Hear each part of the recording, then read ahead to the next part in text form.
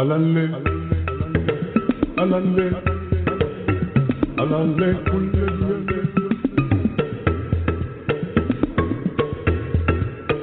alalle, alalle, alalle, alalle.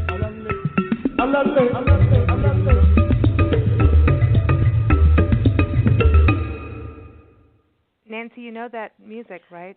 There's only one person who gets it. It's not allowed for anybody else. Everyone, you're listening to Big Blend Radio's Happy Hour Show with Nancy and Lisa, and we are the crazy mother-daughter travel team and publishers of Big Blend magazines. And I'm just jumping up and down because I'm so excited. Today we are hosting a special vegan happy hour party with two of our favorite vegan friends. And Priscilla, our pink sock monkey, she's our travel mascot, is here pouring drinks for everybody. And, of course, she's part of the shenanigans today, too. So she's upside down at the moment. I know, but no, she's ready. She's sitting up. She knows. She heard the music. She knows who's coming on. We have wildlife conservationist Adam Roberts joining us. He's known as the compassionate conservationist. Do not get him mixed up with a compassionate conservative like I did once years ago. The compassionate conservationist Adam has spent the last quarter century working for animal protection and wildlife conservation, not only in Washington, D.C., yeah, that place, but also around the world. And we've had him on the show since day one, and next year is 12 years. And wow. Adam, welcome back. How are you? I'm great. It's so nice to be with you on a fun food happy hour episode. No talking about tragic wildlife and environmental issues. So it's great to be with you.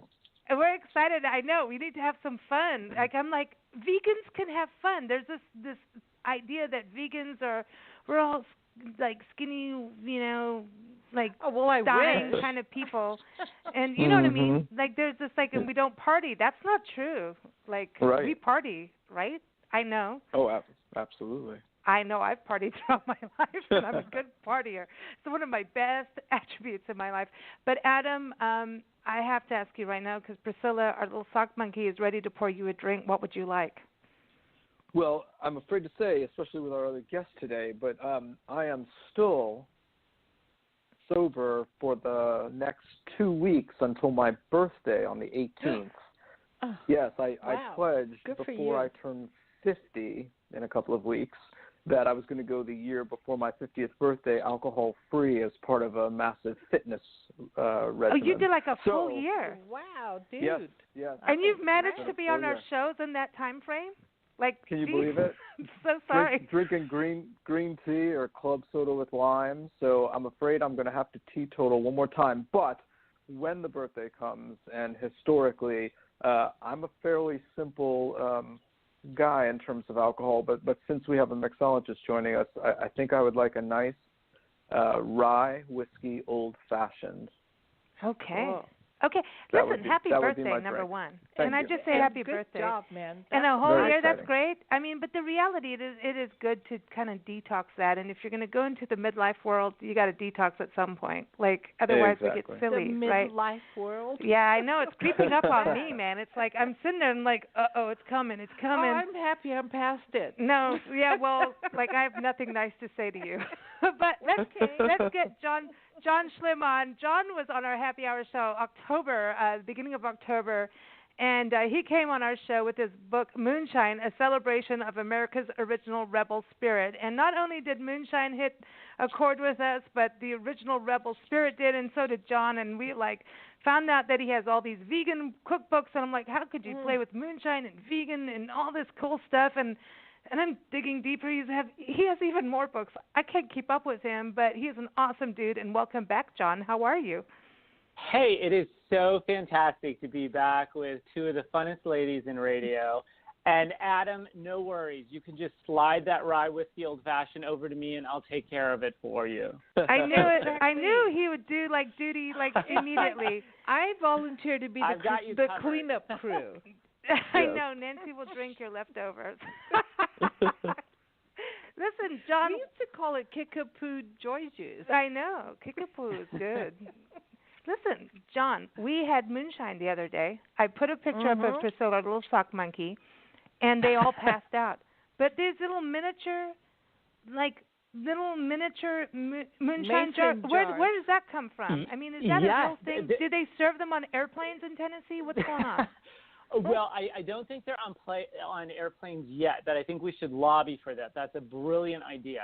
But aren't they like the absolute best things? You know what I use those little jars of moonshine for? I use them as host and hostess gifts. When I'm going to a party, I get a selection of them, and I take them with me in a little bag, and that's the host or hostess gift. You can never go wrong with that. Listen, it was Mason Jar the other day, National Mason Jar Day. There's actually a National Mason Jar Day in this country, and I'm like, I'm going for the moonshine. I don't care about your, pickles and preserves, other than I love pickles. No, pickles are good. I know, I'm addicted to the pickles. But, and Adam has a dog called Pickle, so we have to be nice about that. But, John, Priscilla, she's awake. She would like to get you a drink. What would you like? Well, speaking of pickles, I would love a dirty dill moonshine martini. Ooh. Go Priscilla, get in that moonshine book. Get in there. She gets stuck in the photos, It's hard with her. I don't know. It's bad to say dirty to Priscilla. Tell everybody what that's about. Tell everybody what's in that drink. She needs help. It's super simple. It is moonshine and dill pickle juice. And you just combine it in a shaker with ice to taste, and you're ready to go. And I like to have mine over the rocks because it packs a punch, so the ice kind of slows you a little bit. See, there you go. See, I like that. I like that. Listen, I can't wait. I cannot wait to get out, back out into the backwoods and have moonshine as we travel. But I'm so glad the two of you are on the show with us today. This is so exciting. We're really excited. Because veganism, I know you talk about plant-based, right? Do you use plant-based? Your book titles are vegan, John, but plant-based, is that a nicer way of bringing people in the door instead of vegan? Well, I really use both terms, and I think the term vegan is certainly becoming more mainstream, certainly in recent years, and hopefully my books have helped to do that. But, for a long time, saying the word vegan was like saying the Martians are coming. Of course, if the Martians were coming, I'd hand them a martini or a rye whiskey old-fashioned, and we'd party. But I think plant-based is sort of an easier term to welcome more people in, but I certainly use both. So now I want to talk about going vegan and where did this all start. I want to start with Adam because Adam, I remember doing shows with you years ago about the importance of being vegan for the environment and then animal welfare. And you've traveled the world, but before we get into why, I just want to know, as we're about to get on the road again, full time, I just have this feeling that, as I recall, that overseas was easier being vegan than in this country. Am I right or wrong? Where are we on that? Yeah, I think historically it has been, and I've been to some fairly crazy places and have been pleasantly surprised everywhere I went that there was always some vegan portfolio of nice things for me to eat. I mean, even, so some places, like some of the best meals I've had in the world are in places like Vietnam, where I've had interesting things like tofu sauteed in tomato sauce, which at that time at least was a combination that I never would have thought of, but it was absolutely amazing. But in Asian cultures, you expect to see more sort of vegan food, more tofu-based things, because that's typical of the culture. But even when I've been in Africa, and I've been in Zimbabwe and Madagascar, there's always a way to get something vegan. So, for example, when I was in Madagascar in the hotel where I stayed for this conference years and years ago, I remember every day they had this vegetable fritter on the menu, and it was perfect. That with a side of spaghetti, and I was fine. Now, back in the day, 20 years ago, being vegan wasn't so ubiquitous. You didn't have menus all over with a big V on a selection of items, and there sort of was the one or two things that you could get, and it was rather tiresome. But I think now, the selections are much broader. But I will tell you, and this is just in the past, literally in the past 2 weeks, I've noticed that the plant-based foods movement has gone rather mainstream, and there are certain products, especially burgers, like the Impossible Burger or the Beyond Meat Burger, which are plant-based and really amazing. especially for meat eaters who are willing to try a vegan burger. And as I say, in the past 2 weeks, I've been in Virginia, in Winchester, Virginia, at a pub where they had one of these burgers, the Beyond Meat burger, and in Berkeley Springs, West Virginia, where I have a house out in the woods.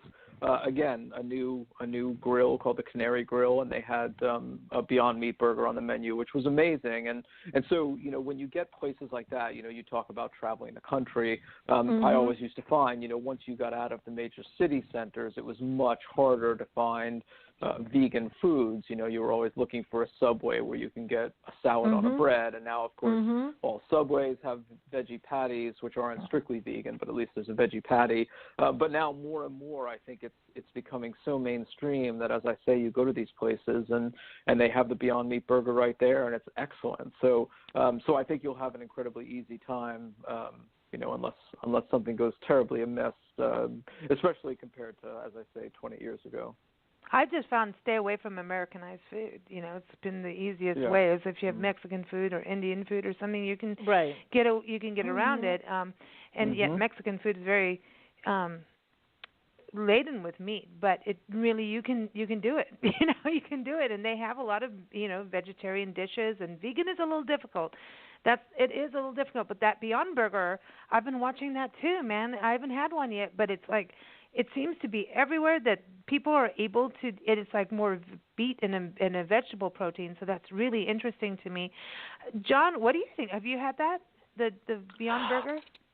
Well, I have, and it's delicious. And, it must have been a really busy weekend in Virginia because I was actually there as well. I was in Upperville and Middleburg, which are two of my favorite places not too far away from where Adam was talking about. And I had lunch at the Hunter's Head Tavern, Hunter's Head Tavern, and I had the most delicious vegan veggie burger that was on the menu. And so, he's absolutely right that I think these restaurants are realizing that it's smart business to start putting options that are plant-based. And it's not always the vegans and the vegetarians who want those plant-based options. As this goes more mainstream and the plant-based dishes become more and more delicious, the non-vegans and non-vegetarians are also ordering these dishes. But even in my small hometown of St. Mary's here in Western PA, where it is very much, a hunter's world, we have a vegan shop downtown,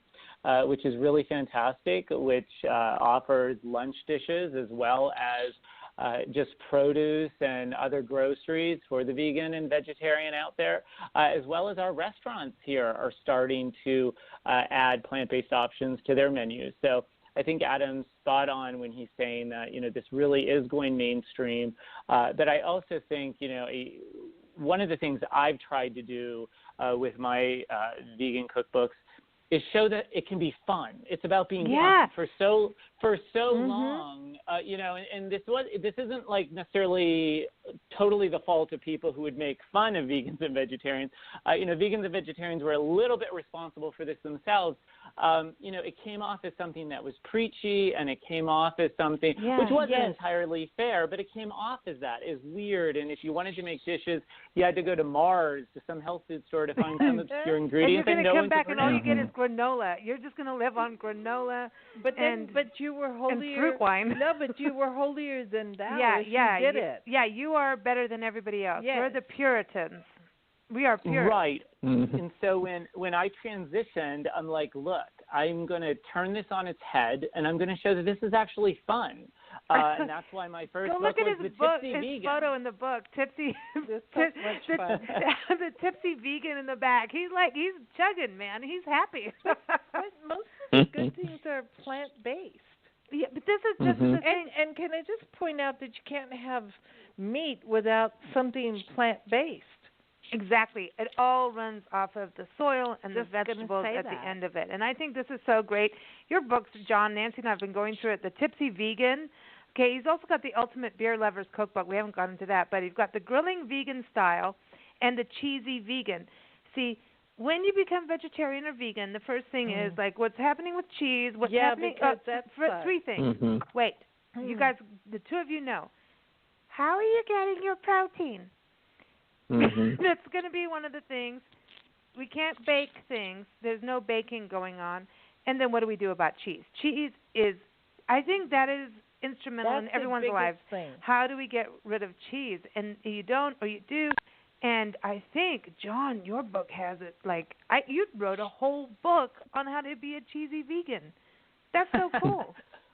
Well, again, as a writer Humor and included. as an artist, right? Well, that's part of the fun. And as a writer and as an artist, I think it's so important to contribute something new to the discussion of whatever you're focusing on. And so certainly, the Tipsy Vegan, there really wasn't another plant-based book out there that used alcohol in that way. I had the platform to be able to do it. So that was sort of like the key that opened the door. And then I'm like, look, we're going to tackle the grill, and then we're going to tackle cheese. And then I'm going to return to my beer roots with a happy hour book, and then I can be at peace and go off and maybe do some other things. Like moonshine. And write about some other, like moonshine. I love this. I love this. Okay, so Adam, what was your time of life? Tell me about the time when you said I'm going vegan, and did you stick with it 100%? Was it a gradual thing? Like, what was that process like? Sure. And why? So it's an interesting question, especially after this cheese discussion, because I'll tell you that my daughter, who's now 14, and I've spoken about often on the show, she's been vegan since birth, and so for her, it's a bit different than my story, which is to come as I answer your direct question just now. But for her, it's been, I think, actually easier being vegan than it was for me, who transitioned vegetarian then vegan, because she's never grown up being so reliant on eggs and cheese in her life, and so it's not as big a deal. Now, being 14, there are times when she's out with her friends and, there's a party where there's pizza or there's cakes or whatever, and she, makes her own exceptions, and we're totally cool with that. But I think it was much harder for me because when I was in college, obviously a long time ago now, I had seen a film that had slaughterhouse scenes, and I thought, God, I had no idea that that's sort of what led to meat, and I'm not going to eat meat anymore. I'm going vegetarian. And I just did it, and I think I ate tuna fish for maybe 6 months because I didn't know what I was doing and wanted to make sure I didn't get sick or whatever. So I was like, I'm just going to do this one thing as I transition. And then I was vegetarian and never looked back. And so that was 1987. And then after about 6 years, as I started to really learn more about it, I realized that all of the cruelty inflicted on animals that I was thinking about as direct cruelty, killing animals for the meat, was involved, if not more, for the creation of eggs from chickens or milk from cows. All that same cruelty was there, plus the environmental damage and everything else, and that there was no reason that I could justify not eating meat, but at the same time eating other animal products. And so it was then in around 1993, 1994 that I became vegan, and the transition was hard. It was hard in the sense, as I said before, that I was so used to eating cheese and eggs, and probably even more so because I came to rely on those foods since I had gone vegetarian, right? I had stopped eating meat, so I ate a lot of cheese sandwiches because I wasn't eating other kind of sandwiches. And so that made it more difficult. Pasta. And exactly. And again, in fairness, in the early 90s, it was like, of course I was poor back then as well. I was still starting out in life. So it was sort of this steady rotation of pasta one night, beans and rice the next night, and a tofu broccoli stir fry the third night. And I just kept that rotation going because they were vegan foods and they were affordable. And as I say, over the past 20 years, there's been this unbelievable metamorphosis in what's out there, from diet cheese pizzas to any other type of replacement for eggs and cheese. And so it's just made it incredibly easy, everything from baking to making pizza. And I was just tonight talking to my wife about making some homemade pizzas using quinoa to make a homemade quinoa crust, and then tomato sauce and soy-based or other kind of plant-based cheese and whatever toppings we want. It's so much easier now because it's so much more accessible now. And the other way I know that quite frankly, and I'm not a big social media guy, but I've gotten more and more addicted to Pinterest lately because of the cooking issue and because I wanted to do new things. And in my house, we've got my 14-year-old daughter who is great and adventurous in her eatings, but is still a 14-year-old girl who doesn't like a lot of spicy stuff. And then my wife, who's not only vegan but is also gluten-free, and then myself, who's vegan but also wants, sort of robust meals, spicy meals. So I'm always trying to, thread the needle with pulling something together that we all enjoy since we eat all our meals together. And I found on Pinterest, which is another indication to me how mainstream veganism has gone. When I just open that app on my phone, right there is just all of these new recipes from, overnight oatmeal bakes that you sort of jar and stuff in the fridge and then at the red morning for breakfast to desserts and pastas and, making, as we were just talking about, cheeses. I make a homemade macaroni and cheese, which is cauliflower based. And it couldn't be more easy. It's a head of cauliflower that's steamed and put in a blender with some hemp milk or almond milk or whatever milk alternative people want, and some nutritional yeast and some salt and pepper, maybe a little garlic, and blend it up. And you've got a sauce for macaroni and cheese. So it's just, as I say, it's incredibly easy man. to do this Adam, creative stuff now. Yeah, you are like, I am like the vegan king. Like, he's in it, man. He's in it. And it's like you have to go through that process, right? And then you have to get creative with it. And I think that's what's awesome. And John, what about you in this whole side? Where was it that you said, I'm going to become vegan, or was that something from childhood? It wasn't from childhood. In fact, I grew up the son of a butcher who, especially You're during with deer. Nancy on that. Yes. Nancy, same. My dad was a butcher. Right, and especially during deer hunting season, which we're in the midst of here in Western PA right now. He had a deer processing business, and as a little kid, I tried my hand out at each of the jobs. And none of them quite suited me. So maybe early on I knew on some deeper level that I really didn't like that so much. And in fact, I was eventually relegated after trying, skinning the deer and cutting the meat and making the sausage. And, when you're at nose level with the table, those things don't work out well. So I was eventually relegated to the front desk where I would write down the hunter's instructions, what they wanted done, which was technically my first paid writing gig. I think Dad paid me about $1.75 an hour. But you know what? It was years later that I, started learning more about what those words, vegan and vegetarian, even meant. Those weren't words I even grew up with. And once I started learning more about them, because I was writing several cookbooks that weren't vegan and vegetarian, because neither was I at the time. But then I read Eating Animals by Jonathan Safran Foer, which was very much a groundbreaking book.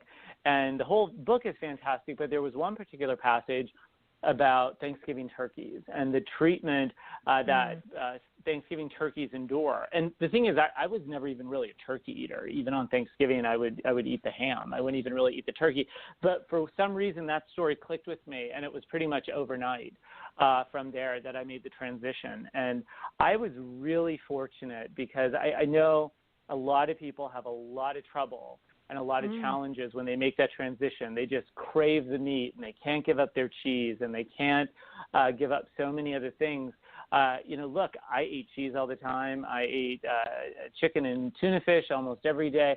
I was able to give those up, and I've never really looked back and missed them. Right. So I think that's been a great blessing for me. But I also think it's enabled me to go on and, write the books that I have and write them in the way that I have. In sort of just this fun, jovial way. Yeah. You're a breath of fresh air, because everything becomes so stoic. And so it just becomes it becomes like a task instead of something you should be experiencing. Like, when I think about eating Indian food, like, that just goes back to my heart of living in a country where I got to eat it, like, real, like, just right there. Too, like, if there's an Indian cookbook, I'm like, I'm going to try and explore. Or some other cookbook from another country, it's like, I have no clue what these ingredients are, but I'm going to try something new and just go for it. And even if it sucks, who cares? I'm going in. And that's how, with the way you write it, it's like you give people a easy platform to learn something and be someone, if they're not vegan, learn something. But there's like, you can dive in with something very easy, and then you can build on it. And I don't know, going through the three vegan books you have, Tipsy, Cheesy, and Grilling, the three of them, because you tackled things that were dead on to what people would turn their nose to, not just vegans trying to do it, but it would help their families understand. I think there's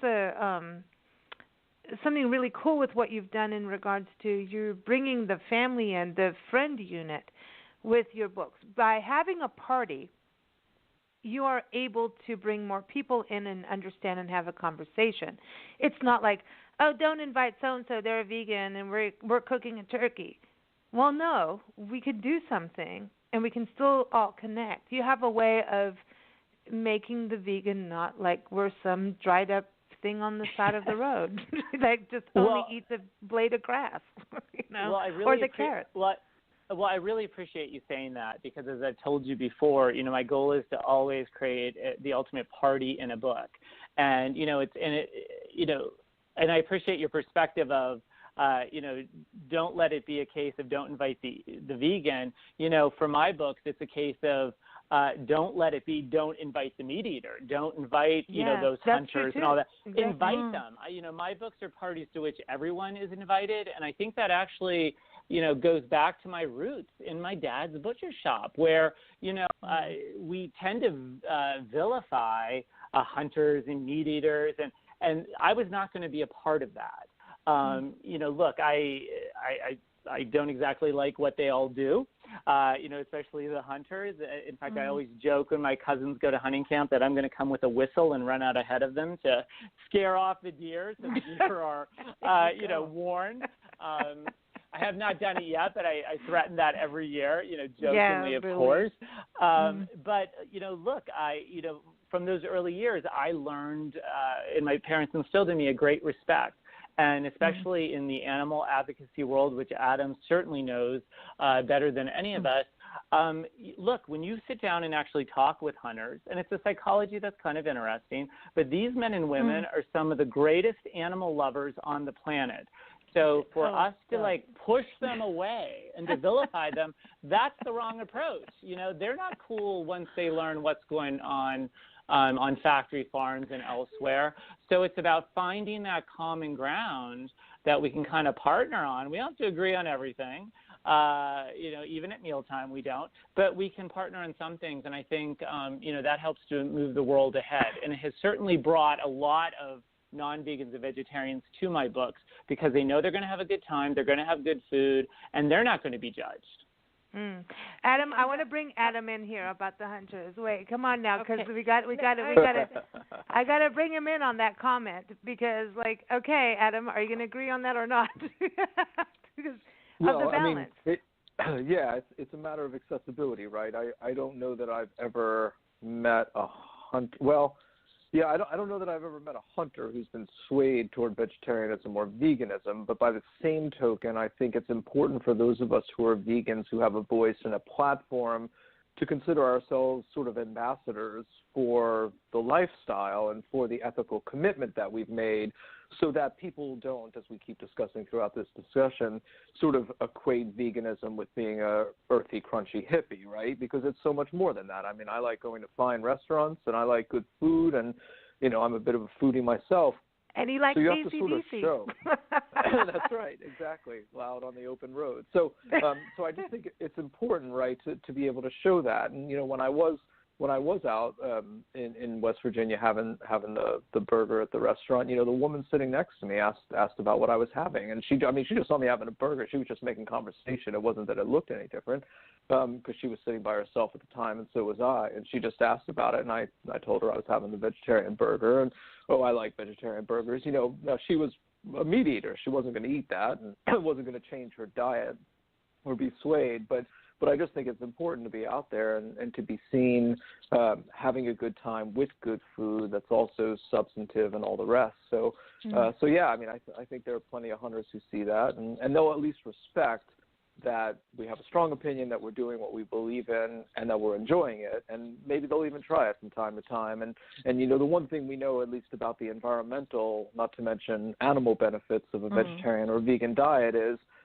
people don't have to go vegan 100% full time forever in order to make a substantive difference. And if we could find ways to convince those people to perhaps just give it up one day a week, the famous Meatless Monday concept, you're going to make a substantial difference both to the planet and to the animals that rely on that planet. So I think, that's really the goal. It's not about convincing everyone to be vegan. It's just about making people aware and hopefully getting them to make some changes in their own lifestyle. Yeah, we've interviewed Brian Cateman of the Reducitarian Foundation. It's a great organization because some people, it's like everyone's different, And I think that's the way for us to move forward in life is not just everyone's blanket one thing, everyone's blanket this way, because even climate change doesn't work this way. We've got to look at everybody as being individual, and every place is an individual place. It's a microclimate. You can't go, all people are this way, all people are that way, because it's just not true. And I think that's probably one of the biggest lessons of this century is that everything is different. And how do we take certain things and move them into different places where it can work? Like we have this great solution. Veganism helps. But maybe it doesn't really work here, but we can do a little bit, But Nancy is jumping up and down. I got to let her talk to you. I just wanted to add she's my mother, man, and she's always got the wisdom. My grandfather was a butcher, and my dad worked for my granddad, so he became a butcher. And one day he took my brother and I into the butchery, as it were, and my brother and I were shocked at the hanging carcasses and the blood and the knives and the whole thing. We were too young maybe to even go there. And our first thing was, are you going to kill our dogs? Because we had chickens and there were chicken carcasses, and we had turkeys and there were turkey carcasses, and we didn't have cattle or anything like that, but we had dogs, and all we could see was, what are you doing? You're going to kill everything. Are you going to kill the dogs? And my father was like, no, you don't kill dogs and eat them. And we're like, we don't understand. We don't understand. Wow. Where is that line? Where's that line? It's communication. Right. Communication. It's interesting. And my dad was shocked we would even ask. Yeah. And he couldn't get to where we were, as this is just blood and guts. Yeah, I think that's an important thing about what kids see and what they interpret. John, going to you and your family, right, in the butcher side of things, and going to your books, what you've been writing, it's family, even the moonshine family. Seriously, I'm still in awe of the women making moonshine in the Grand Teton. You have no idea. I'm so into that. But going into when people write books like what you're doing, or open up a restaurant, or make products that are vegan, doesn't that tell kids that we're not killing everything? Doesn't that give them, we have to look at kids, what they see and what they think immediately. What you may have thought as a kid, that's your family business, but isn't, you have this initial feeling. There's a fear. There's a, what Nancy experienced. And I wonder, what are we putting out there for them? Well, I think it's so important to lead by example. And I think that, and that's really what Adam was expressing earlier. If we lead by example, and that example is actually an example of compassion and joy and fun, and not just this dour, preachy, doom and gloom, and that no matter what end of what spectrum you come from, people are going to respond to that. And people are at least going to open themselves up to listening to what you have to say. I'm certainly not someone who, when I'm invited to a dinner party or to a party, I don't call up the host or hostess and say, you better have a vegan or vegetarian option for me. Because nobody likes that person, and you're pretty sure you won't get invited back. And I can always find something. But I love it when I'll go to a dinner party, and I remember this from years ago. I went to a dinner that one of my best friends sister was throwing.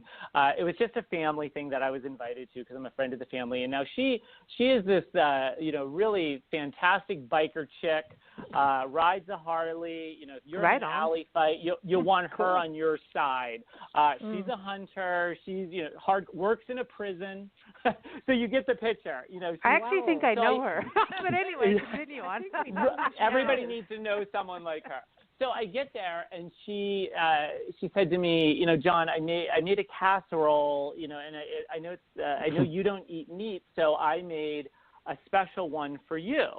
Now, she didn't understand vegetarian, vegan. All she really got from my example was I don't eat meat. And she came out with this vegetable casserole, and it had cheese. And here's the thing. I had this moment to make a really important decision. I could say, I'm not eating that because there's cheese and X, Y, and Z, and I could have launched into some platitude. You know what? I tried some. It was delicious. I passed it around. Everyone had it. The comment was, wow, casserole can really be good without meat. Progress was made. At that dinner. And for a long time, I was actually afraid to tell that story in interviews because I thought I'd get some sort of backlash. See, as you can tell, you got to balance. As you can tell, right, which, after a couple of books under my belt, I'm not so, afraid anymore. And I actually, the first time I told that story, it was in an interview I did with Harvard Magazine. And I'm like, I'm just going to let it fly. They were doing a feature on me. And I got the most fantastic response to that story from vegans who had similar experiences across the country and said we did the exact same thing. It's about being balanced. It's like if you have to say, I'm sorry, I can't do that, I'm a vegan, it sounds like you have a disease or you're from Mars. Or you're too good for them. And there's this weird thing. So when we travel, I mean, we've been through everything, and yet, it's like it's this next trip that we take, which is going to be 3 to 5 years, maybe longer, probably longer. And I know what's going to happen. And I want to try and do it as vegan as possible, which is hard and crazy. But it's really difficult. And Nancy and I have eaten everything from boudin to hogshead cheese to we've also been taken onto the lot of the cattle. We've done everything that you can imagine and seen. And we're only beginning. And and honestly, it's about, to me, the most important is what you can do to connect with the person that you need to connect with and sit down with them. That's, to me, it. If you have to eat a little cheese or a little meat, and I've had to do it and do it, I do it because it's about connecting. Because through connecting and understanding each other's values, you can move forward. And if you have to give a little and they have to give a little, then we're going to get somewhere. There's, being principled and standing up strong, and that's what we do. You have integrity. That's a backbone of all of it. But there is it's a very difficult world, like for us, where we travel. It's difficult. And Adam, I know you do, and you manage to balance it. We're covering the people. We're writing about them, and they're like, dude, what are you going to do here? And then we have to go, where do we go with this? And I mean, I've been through seeing cattle that can't even get up.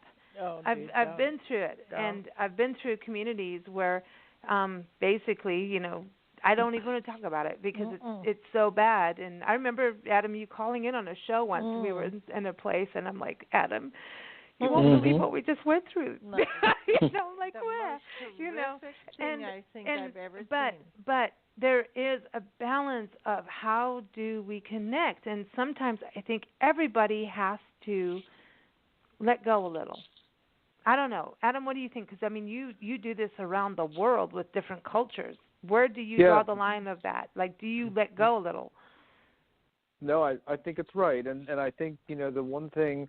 So I remember when I had first gone vegetarian. I may have told the story a long time ago, but I went home from college for a break, and my mother. We were a meat-eating family at the time, of course, but my mother, who recognized that I had gone vegetarian at the time, made a big comment about making a big pot of bean soup, multiple beans, 3 bean soup or something like that, and she had put a meat bone in for flavor.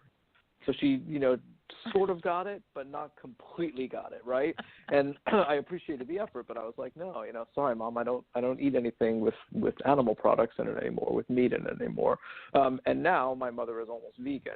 She's hardcore vegetarian, full-on vegetarian. But I always told her, as she struggled with, going out, being among friends, living in Texas, outside of Dallas, where meat eating is obviously huge. But where there are plenty of vegan restaurants, for God's sakes, it really is everywhere. I just told her once that you just do as much as you can do. And it comes back to what I was saying before about, people don't have to all go vegan. They just have to agree to maybe do something, and that will make a difference. And so I think for me, that's the thing, understanding that everyone is going to draw their own line. And for some people, it's, they might have something that's not vegan but still vegetarian. And, I don't think I could ever bring myself to eat something that was not vegetarian, but I could certainly bring myself to once in a while, in the right circumstance, say, it's got eggs in it or whatever, or it's got some cheese. It's just not the end of the world. But also, it is a perfect opportunity, I think, if you have a very positive outlook on it, to again be a positive ambassador for our mission, right? So if I'm at an event where there's something that is not vegan, and there's an opening without seeming preachy, then I try and use that as an opportunity to talk about, I just made one of these, but I did it vegan, and here's how I did it. And then it comes across as sort of a discussive, informative, we're just having a chat about, I really love what you've made. And, I usually make a vegan version of this, and here's how I do it. And it gets people thinking. And similarly, when I was at the restaurant recently in West Virginia and had the veggie burger, I made a point of having the manager come over, asking the waitress to send the manager over. And I not only complimented the waitress on how great her service was, but thanked them for having the burger and encouraged them to keep it on the menu and to have more vegetarian and vegan options, because my family is vegan. We come here on weekends. We would, be regulars at the restaurant as long as we have good choices of food. So, always trying to put it in a very positive, encouraging light, rather than you shouldn't have these other things because they're so cruel. Just saying, I'm so thankful that you have a few vegan options on the menu, and because of that, I'm going to be a regular. It really does make a difference for people to hear that. I know. I remember being in a community where the only thing I could get vegan was a baked potato, and I would use the vinegar for the baked potato. That was all I could get. And this was, about 10, 15 years ago. Yeah, a while ago. And going in there, and then here comes the ridicule, and here comes all that. And I'm like, look, this is what I want to do for my health. And my vegan started with health, and also not realizing I didn't understand everything and what was going on with factory farming. I didn't understand that. I was pretty fresh into this country and not getting it. I didn't get it. And when I did, and then I realized it, I was like, oh my God, and I'm feeling sick anyway, so I need to fix all of it. I need to take care of all of it. And I became preachy and stupid, but I learned. For years, I remember as a kid growing up with commercials that told you that you needed protein. So much protein, and the only place you could get it was meat. And milk. And, dairy products and meat. That is what they preached for years and years and years, and you saw it on the TV and you heard it on the radio. And that's what, even in school, we were brought up with that. It's like Wonder Bread helps your body grow in 12 different ways. I'm like, thank you very much, but I don't want 6 of those. Where it's growing. But look at all the athletes now that are running, and all these athletes are proving that it to be bogus. They're all proving that a vegan diet is almost helping them more. And a lot of athletes are turning that. A lot of people are turning it for health like I did. That is the whole thing of it. And this is the deal. You can make cheese. This is one of the biggest problems. And going through your book, John, excuse me, but I didn't know, we could make cheese that way. And apparently nutritional yeast, that's what Nancy always said. I know, she used to put it on popcorn and everything. Yeah, it's so cool. Yeah. That is awesome. Nutritional yeast. Okay. I love it. John, what is, if you go to a desert island, 3 ingredients for a vegan, what are your 3 ingredients? Adam, I'm coming to you. This is different than the typical chef thing. Come on. Maybe go to Adam first. Oh, my. Oh, Adam, I mean, go on then. Go on, Adam. 3 ingredients. Oh my God, that's so hard because I don't know if I'm trying to make something that goes together or just things that are good for sustenance. I would probably have some kind of beans, right? Yeah. You got to have some beans, and then some kind of tofu or tempeh or soy product. Too. Yeah. Sorry. Yeah, and probably something starchy like a rice or a potato. I think if I was going to have to live on sort of one basic vegan meal, it would probably be something like that. And if I could have a fourth, it would be something beans, green. Rice, and moonshine. I know. Yeah, Nancy wants the moonshine. I'm going to go with tequila and a pepper and potatoes.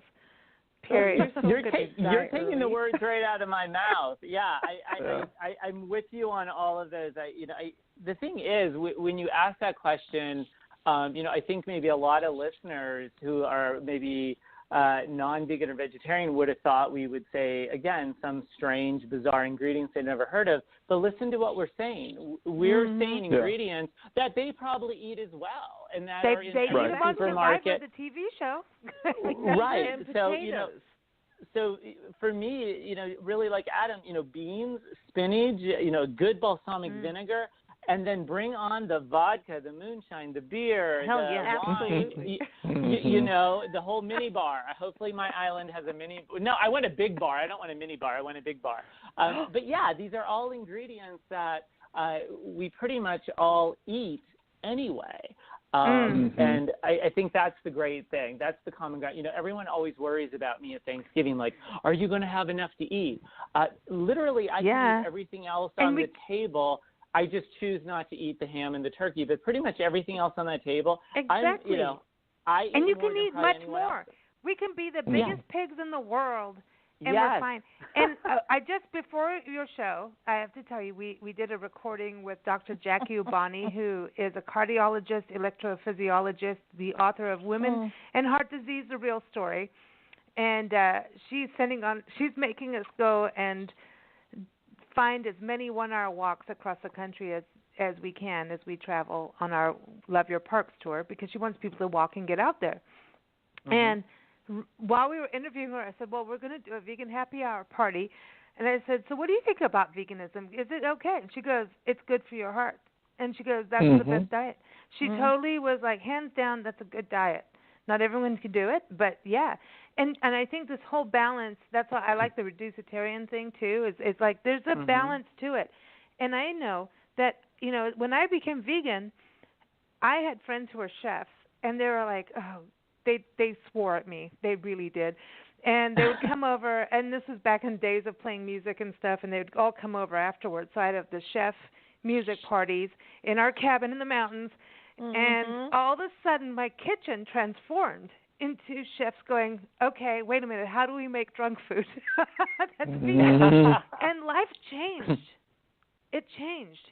And it changed everyone's thinking. And it was like this cool thing. They're like, they swore at me, and I didn't care, because they made me food. No, but they learned to make. They learned to make the side dish, the main dish.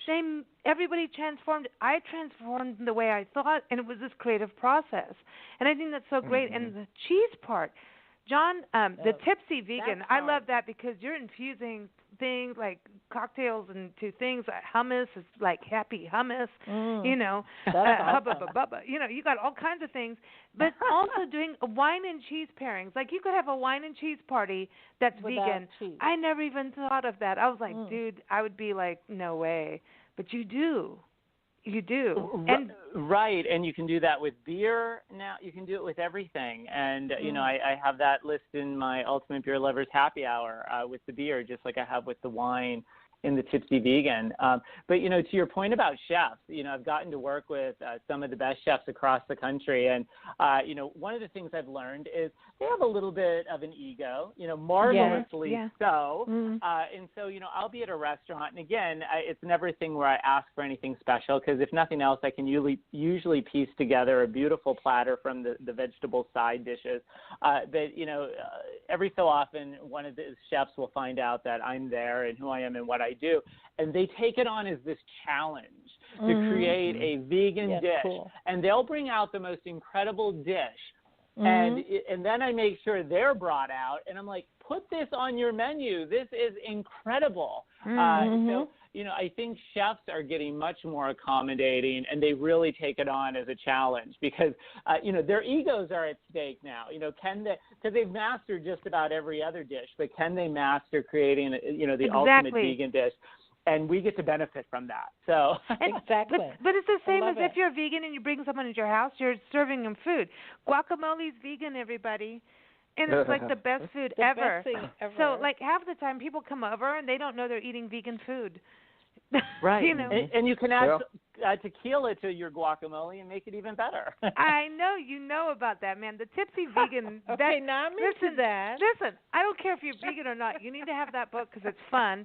But then the cheesy one, that the whole thing, and then grilling, because here's the thing. I had a problem when I went vegan. I was really good when I was cooking food, and then I went into the products, and at that point, the products were not clean. Let's put it that way. There were more GMO stuff, and I didn't realize it. I didn't know, you know, that Monsanto was part of half of the veggie burgers and stuff. And at that point, it really affected me. I really did get sick, and I lost hair. So I want to be honest, and people understand that. So I'm not putting a downer down, but I really got sick when I did not cook my own food, and I started living off of the products in the aisles at that time. And when I did an investigation on these products later in my life, I found out why, and I realized like I was sick from them no matter what, if it was in the regular, whether it was vegan or not. I was just not doing well with these products. So I just want people to know this is why it's good to have recipe books and cook your food. Some of these products aren't good. Now I think we're getting a handle, but these products at that time were really bad. And I think it was really cool when I started going through your book about grilling and learning you can make your own veggie burgers. It's really not hard. You don't have to have the frozen things in the aisle, and you can pretty much freeze them if you need them to, right? I know everything's a party on your books, but for someone who wants to make veggie burgers and freeze them for their family and defrost them, you can do that with what you've got in there. Yeah, absolutely. And, you know, and certainly to your point about health, you know, look, some of the healthiest people I know are vegans, and some of the unhealthiest people I know are vegans.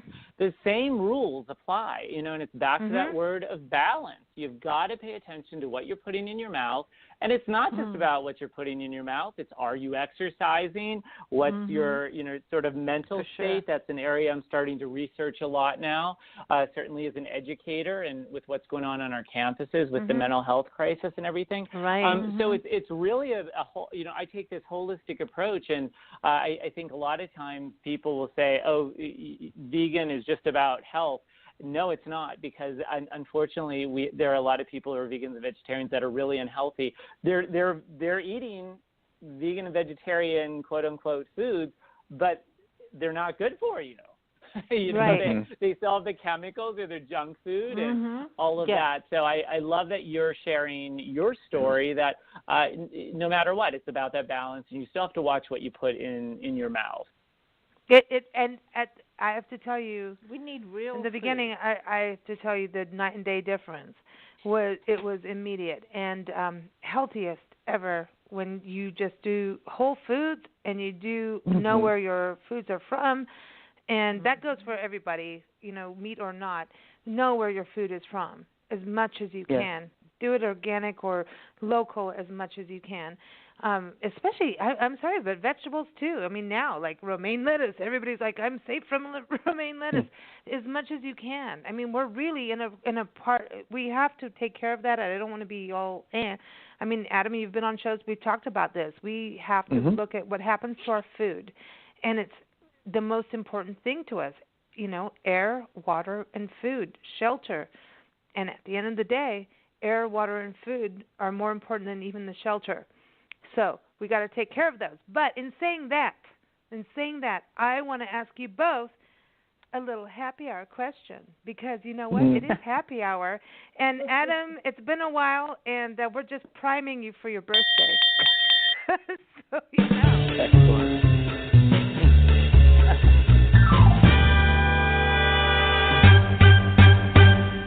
So Adam, okay, Mm. who do you want to spend happy hour with, alive or passed on? And this is a vegan happy hour, so like this is vegan, like food, drink involved. Where are you spending happy hour? What are you drinking? Are there like nibblies involved? And what are you talking about? Oh my Lord, so many questions, and you've come to me first again. Well, I'm definitely not I am going a to blonde. spend. I can handle it. Okay, so I'm definitely not going to spend my happy hour having beans and tofu and rice like I would on a desert island, because I assume I have much better options available to me. And I have to say I'm awfully intrigued by this dill pickle moonshine martini, which sounds incredibly tasty. And anything with pickles, moonshine, Awesome. yes. I know, yes. and I haven't done the research, but I do think the benefits of pickle juice are out there somewhere. I think they're good. I It's think good that's for true. your face and wrinkles. And they're good when you've gone hiking. This is a good drink. Just saying. Mm-hmm. Sorry. Mm-hmm. Yeah, no, it's good. Okay, so this is going to sound a little off topic here, but I have to say, just because I've been following it lately. So, I'm originally from New York, and I think I might like to go back there for this happy hour and have a cocktail at my favorite vegan restaurant in New York City, Candle 79, which does amazing vegan food, beautiful stuff. They have polenta fries, and they have a seitan piccata over mashed potatoes with cream and gravy, and it's all vegan and it's all amazing. So I haven't been there in a while. So I think if I had to put together the answer to all of your questions, I would say I would like to have a vegan happy hour meal having seitan piccata at Candle 79 in New York, with, and I know this is going to sound strange, but you put me on the spot, Brian Cashman, the general manager of the New York Yankees, my favorite team since I was a little boy. I've been following the off-season moves the team's been making, and I have some very strong opinions about the players the team should go after. So I would like to sit down with him, and bringing us full circle back to the beginning of the program, since it has been a year since I've had a drink. I'm a Scotch guy by nature, but I do like my rye old fashions. And normally in an old fashioned, you would muddle an orange and a cherry and some bitters and sugar. But I like mine, none of that, just with a twist of orange peel. And when I used to take my daughter and we would go out, and the wait staff would come over and ask if we'd like a drink while we looked at the menu, she used to say, before anyone could respond, my dad would like a rye old fashioned, no fruit with a twist. She had it down. So I think I'd like to do at that. its best. That's exactly. it. I've raised her well. So there you go. That's perfect. That is perfect. I love that. Mm-hmm. So, listen, Adam, I'm just telling you, when we get there, we're calling you. Okay. Yes. When we get to New York, because we're scared of New York. We have no idea about back east. No. We have no idea. And I'm going to tell you, John, when we get to Pennsylvania, we want to go to Straw Brewery.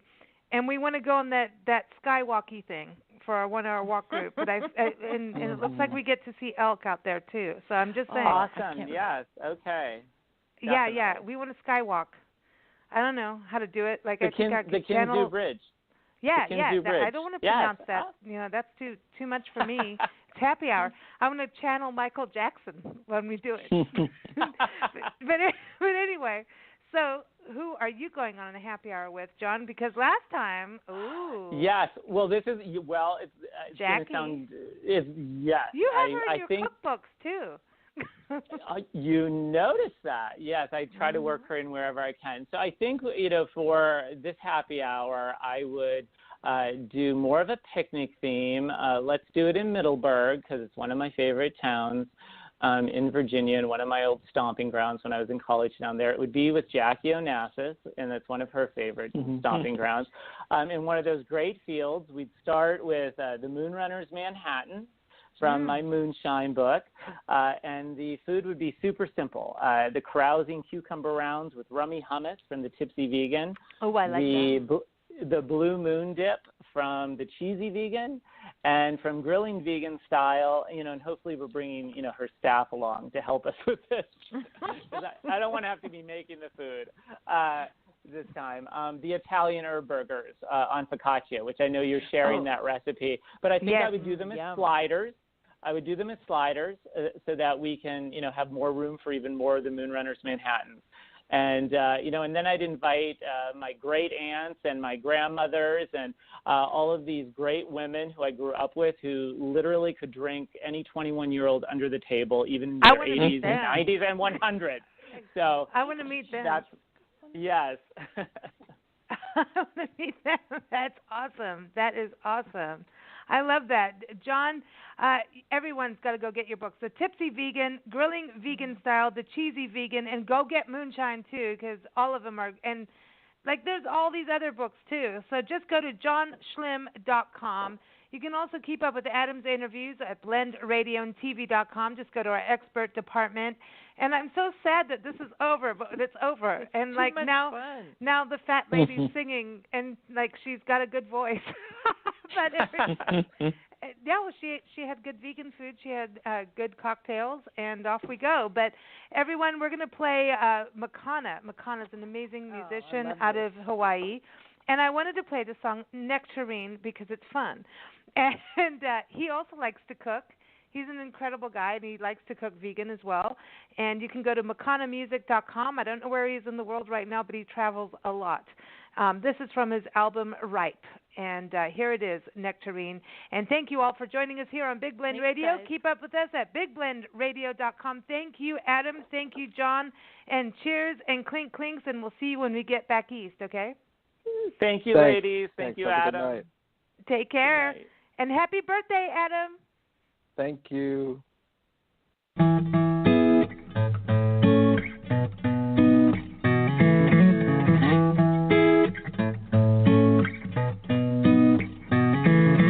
saw you the other day at the grocery store. You were all so ripe. I went to pick you up when you fell on the floor. Then I felt the softness of your skin make my spirit soar. Anything else just wouldn't do. Banana, papayas, and mangoes too. A kiss on your neighbor brings me close to you. I press you to my lips. Ooh, yeah, la la la la. Ooh, yeah, la la la la.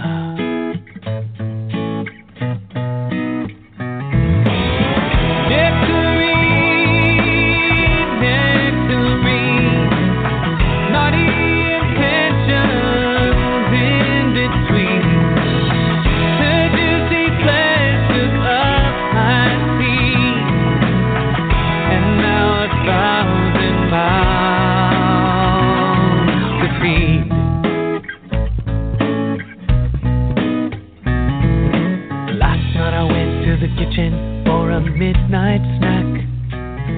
There were cupcakes and candies and treats that could give you a heart attack. But none of them had the curvaceousness of your sweet style. Ooh, I wanna stroke you just for a little while. You're just what I need to ease my hunger. I couldn't eat you if you were younger. Under the surface, could there be trouble? I guess I won't know till I take a bite. Ooh, yeah, la la la la.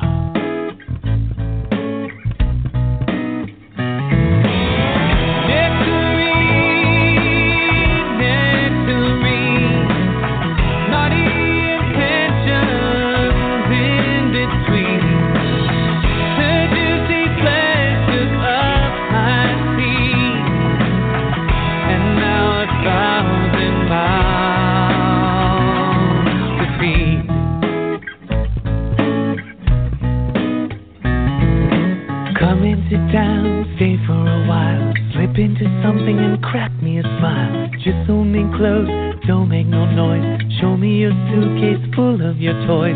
Eat from my hand, suck on my toes. Show me the side of you nobody knows. I take you inside, sing you a ballad. You'll be so stoked you'll be tossed in my salad. Nectarine.